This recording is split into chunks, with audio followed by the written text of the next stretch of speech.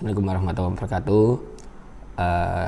Ketemu lagi kita di mata kuliah analisa perencanaan informasi. Kali ini teman-teman kita akan membahas tentang sistem informasi. Apa sih sistem informasi itu, fungsinya untuk apa, dan prosesnya, proses apa aja sih yang ada di sistem informasi yang akan kita gunakan mulai dari awal sampai akhir. Oke, jadi yang pertama apa sih sistem informasi itu? Jadi sistem informasi di sini merupakan salah satu sistem ya atau aplikasi yang digunakan untuk mengelola berbagai informasi, berbagai data, berbagai model data, berbagai tipe data. Nah, sebelum kita membahas tentang tipe data, apa sih fungsinya sistem informasi? Jadi di sini sistem informasi itu berfungsi sebagai salah satu sistem ya yang mendukung, membantu manusia atau memudahkan manusia dalam menjalankan pekerjaan. Jadi kalau ada satu sistem yang membuat kita makin susah atau agak sedikit berusaha atau agak sedikit manual dalam bekerja, itu dia belum termasuk di sistem informasi. Jadi sistem informasi di sini berfungsi sebagai salah satu sistem, salah satu aplikasi, salah satu software yang membantu meringankan pekerjaan kita. Di mana yang pekerjaan itu awalnya kita tulis pakai tangan, sekarang sudah bisa secara otomatis terrecord, terdata, sampai memudahkan kita membuat atau menampilkan satu laporan. Nah, itulah yang dinamakan sistem informasi. Selanjutnya, selain sistem informasi tadi, kita juga akan mempelajari tentang tentang mobile aplikasi ya. Gimana aplikasi mobile itu berjalan, yang saat ini sedang hits, yaitu beberapa sosial media. Teman-teman semua sudah memiliki sosial media, gimana sih prosesnya, gimana sih data itu bekerja di sosial media. Jadi sistem informasi atau sosial media ini sama-sama dua sistem ya yang berjalan berdampingan, sama-sama membantu kita, memudahkan kita, atau bahkan memberi hiburan dan memberikan beberapa peluang bagi kita semua. Jadi dua model ini sama-sama di sistem informasi. Yang satunya, jadi kalau teman-teman tahu, beberapa sistem informasi itu bisa diakses di aplikasi mobile atau di aplikasi handphone. Jadi nggak hanya di aplikasi desktop atau PC. Jadi semua device sekarang sudah bisa berjalan.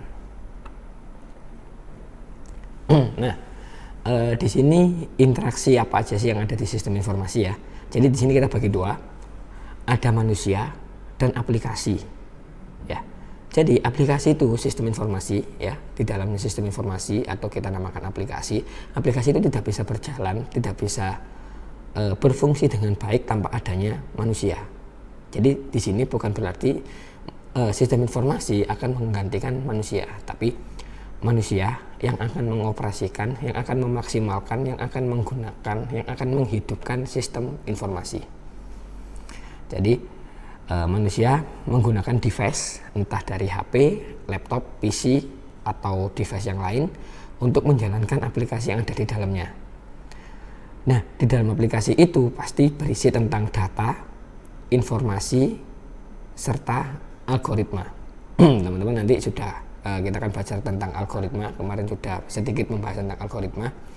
Jadi algoritma yang dimaksud di sini adalah kalau kita punya satu sistem, yang pertama kita harus login. Habis login kita akan mengarah kemana? Mengarah ke home, mengarah ke menu apa, mengarah ke report, atau mengarah ke bagian mana? Itu yang dimaksud dengan algoritma. Gimana sih sistem itu berjalan?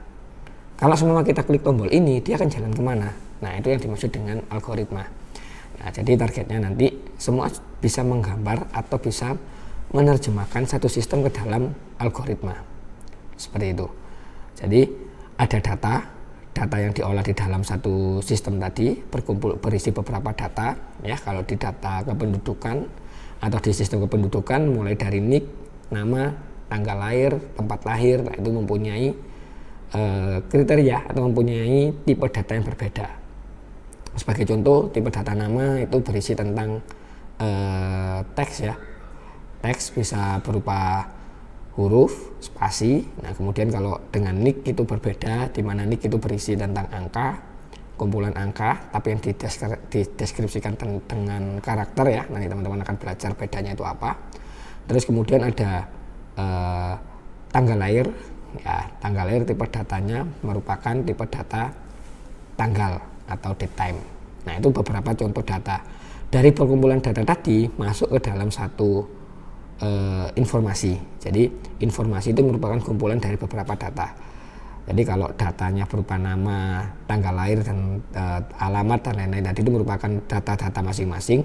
Kumpulannya itu bisa berupa informasi. Jadi informasi itu KTP itu termasuk informasi. Isinya KTP ada data apa? Ada data nama, data tanggal lahir, tempat lahir, data NIK dan lain-lain. Kurang lebih seperti itu.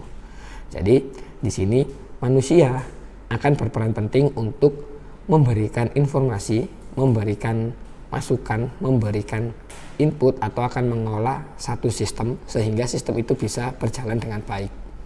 Jadi kalau manusianya orangnya salah mengisi, sebagai contoh nama diisikan dengan NIK atau NIK diisikan dengan nama, otomatis datanya tidak bisa diolah dengan baik, otomatis sistem tidak bisa berjalan dengan benar.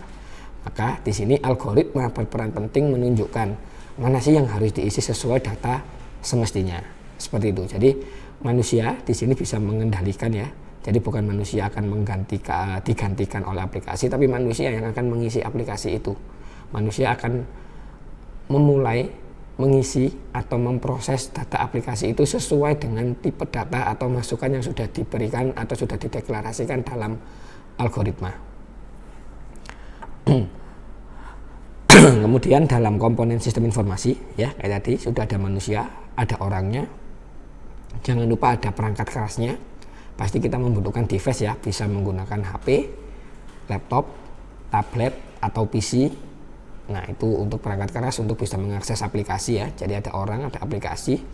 Kemudian ada perangkat lunaknya. Perangkat lunaknya di luar aplikasi bisa berupa sistem operasi, bisa berupa Windows, bisa berupa Mac, Android, iOS, dan lain-lain. Sampai Linux pun juga bisa digunakan. Oke, setelah itu nanti ada algoritmanya. Sistemnya itu berjalan sesuai prosedurnya. Sudah ada prosedur, sudah ada panduan, sudah ada model yang harus kita ikuti. Itu algoritma. Nah, di dalamnya tadi, untuk bisa menyimpan semua data kita, semua informasi, masuknya ke database. Jadi, gimana sih database itu berjalan? Nah, itu semuanya bergantung dari algoritma.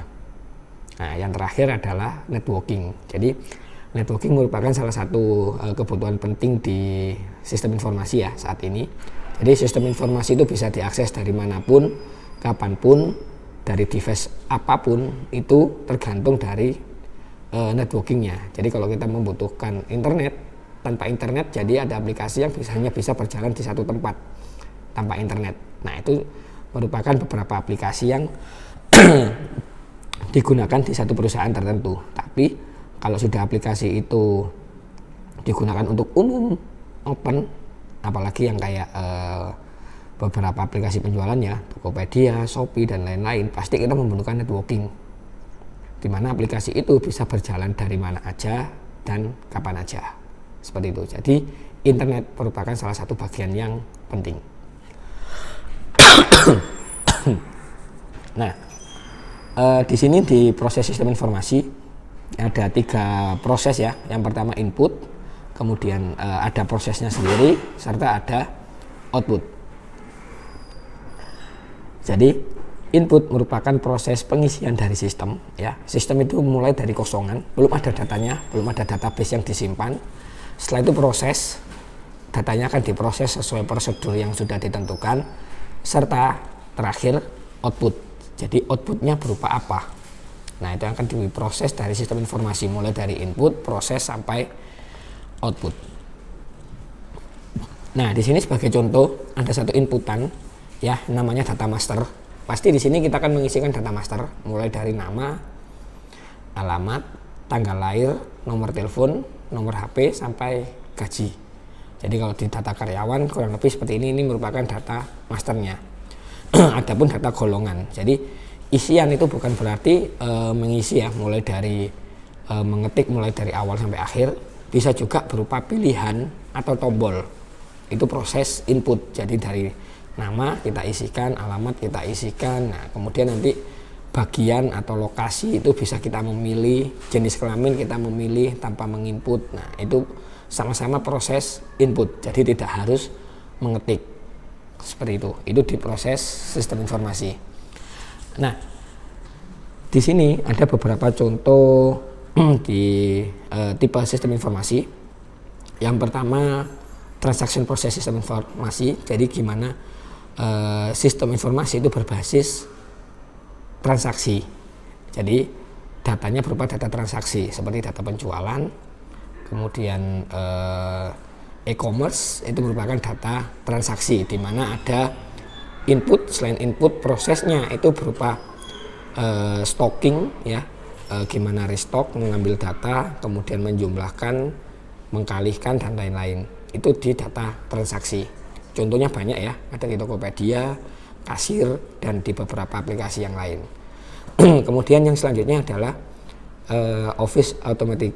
Jadi gimana sih sistem itu berbasis office atau berbasis lingkungan kerja. Itu banyak contohnya, salah satunya yang paling sering digunakan adalah Microsoft Word. Nah, selain itu juga ada beberapa aplikasi seperti Accurate dan beberapa aplikasi pendukung lainnya. Itu aplikasi itu bisa diakses dari manapun dan kapanpun, meskipun ada beberapa aplikasi yang berbayar. Oke. Nah, yang ketiga merupakan contoh tentang manajemen sistem informasi. Nah, di sini sistem informasi dikembangkan sesuai manajemen atau aturan dari masing-masing perusahaan, kampus, atau bidang yang berbeda. Nah, di mana sistem itu akan menyesuaikan dengan manajemen atau dengan beberapa aturan masing-masing perusahaan. Sebagai contoh, dari sama-sama rumah sakit A sama rumah sakit B pasti punya perbedaan. Pasti punya sedikit sistem yang berbeda. Otomatis sistem A yang sudah dikembangkan di rumah sakit A tidak bisa digunakan di rumah sakit B. Seperti itu. Jadi itu merupakan model manajemen sistem informasi, di mana akan menggabungkan beberapa komponen, beberapa data, serta beberapa algoritma yang ada di dalamnya. Nah, yang selanjutnya adalah Knowledge Word System. Nah, Knowledge Word System ini merupakan salah satu yang hit saat ini ya. Gimana sih kita membuat satu sistem informasi berbasis knowledge. Jadi gimana sih membuat e-learning itu bisa berjalan dengan baik, kemudian sistem pendidikan. Nah, itu salah satu di Knowledge Word System. Nah, selanjutnya di sini yang nggak kalah penting adalah di Decision Support System. Jadi gimana sistem itu dibuat ya, sistem sudah jadi. Nah, gimana sistem ini bisa menjadi satu keputusan, salah satu sistem sistem untuk mendukung pengambilan keputusan, itu di Decision Support System. Kita sudah punya data, sudah punya sistem, contohnya di data pendidikan ya, jadi ada mahasiswa, ada data mahasiswa, kemudian ada data nilai. Lah, kita pengen tahu siapa sih yang mempunyai IPK tertinggi, kelas mana sih yang nilainya paling jelek. Nah, itu kita bisa pakai dengan data Decision Support System. Nah, kurang lebih seperti itu. Nah, sebagai contoh yang pertama di sini ada Siakat ya. Gimana sih proses yang ada di Siakat? Jadi sama ya, kita akan memberikan contoh dari 3 model ini, input, proses, sama output. Inputnya di Siakat itu berupa data master mahasiswa. Jadi mahasiswa di sini datanya pertama adalah diinputkan, dimasukkan datanya. Sehingga kita, teman-teman kalau sudah waktu masuk sebagai mahasiswa ya, sudah dapat mata kuliah, sudah dapat namanya, teman-teman menginput sendiri mulai dari PKKMP kan, di sistem PMP teman-teman menginput sendiri. Kalau ada nama yang salah, nah semuanya kembali ke user. Jadi mungkin ada typo, ada salah pilih lokasi atau apapun itu kembali ke user. Jadi di sini input yang pertama dilakukan oleh manusia, kemudian diproses ya, datanya masuk ke database, diproses, memilih program studi, secara otomatis nanti mendapatkan program studi, kemudian tagihan SPP juga berbeda, itu semua dari prosesnya. Outputnya berupa apa? Outputnya nanti berupa transkrip. Jadi kalau inputnya tadi ya, mulai dari yang awal, kemudian teman-teman melakukan KRS juga termasuk proses input ya. Jadi input KRS, input data, prosesnya diproses, dimasukkan sampai menjadi data peserta. Teman-teman bisa diabsen, bisa diinputkan nilainya. Outputnya berupa data transkrip atau data perkembangan studi. Sampai akhirnya nanti output di sistem ini adalah berupa ijazah dan transkrip perkuliahan, seperti itu. Jadi mulai dari awal sampai akhir, kalau teman-teman nggak ikuti KRS, otomatis tidak mempunyai kelas dan tidak bisa menghasilkan nilai, ya, seperti itu. Jadi semua prosedur yang ada di sini itu harus diikuti. Jadi inputnya, outputnya, input, proses sama output. Itu di contoh yang pertama. Di contoh yang kedua tentang penjualan ya. Di sini sebagai contoh di Shopee, teman-teman inputnya apa? Inputnya adalah kalau teman-teman sebagai penjual, ya kita kan mengisikan barangnya, mengisikan datanya, mengisikan stoknya. Tapi kalau teman-teman sebagai pembeli, customer, ya kita hanya bisa searching. Prosesnya apa? Prosesnya adalah di proses pembelian. Jadi kita sudah memilih barang, ya memilih termasuk input, memilih barang, check out itu termasuk input, klik check out. Nah itu maksudnya ke proses. Gimana check out itu memproses, menghitung, mengeluarkan struk ya, outputnya adalah berupa struk, berupa resi atau pengiriman barangnya. Jadi kurang lebih itu contoh yang ada di sistem penjualan. Sama dengan di sistem tiketing ya, teman-teman di sini sebagai user ya, kita sebagai contoh sebagai user akan menginputkan tujuan kita mau kemana, mau pesan apa. Nah kemudian data itu akan diproses, akan dicek apakah kuotanya masih ada, apakah masih tersedia, apakah harganya masih mengikuti. Nah itu semuanya merupakan model proses. Outputnya berupa tiket. Kalau kita mau beli tiket pesawat ya outputnya e-ticketing tadi. Tiket hotel juga outputnya e-ticketing. Jadi kurang lebih seperti itu. Jadi mulai input, proses sama output. Nah sebagai contoh lain ya, ini salah satu contoh yang di mobile juga adalah yang paling sering kita gunakan di ojek online. Oke, di ojek online teman-teman melakukan input berupa data titik penjemputan ya, terus kemudian pilih mau order apa, mau pakai jasa penjemputan apa. Prosesnya adalah akan menghitung seberapa jauh sih perjalanan, seberapa banyak sih biaya yang dikeluarkan. Nah outputnya ya berupa review sampai di hasil akhir kita sudah nyampe. Kemudian kita bisa memberikan feedback berupa review. Outputnya adalah berupa struk atau kegiatan kita, histori kita mulai dari awal sampai akhir.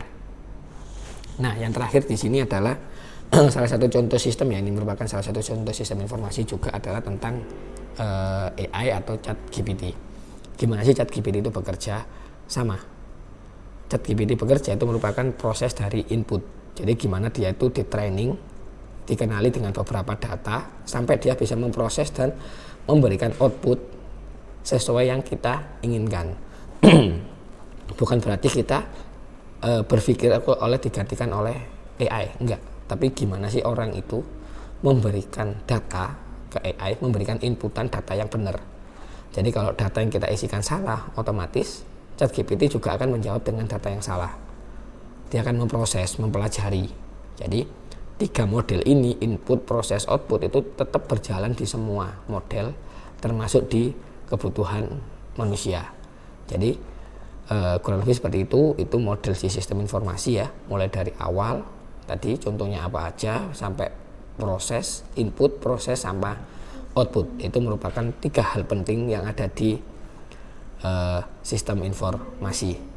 Oke, kurang lebih seperti itu teman-teman. Semoga video ini bisa bermanfaat. Untuk kurang lebihnya saya mohon maaf. Tak akhiri dulu. Assalamualaikum warahmatullahi wabarakatuh.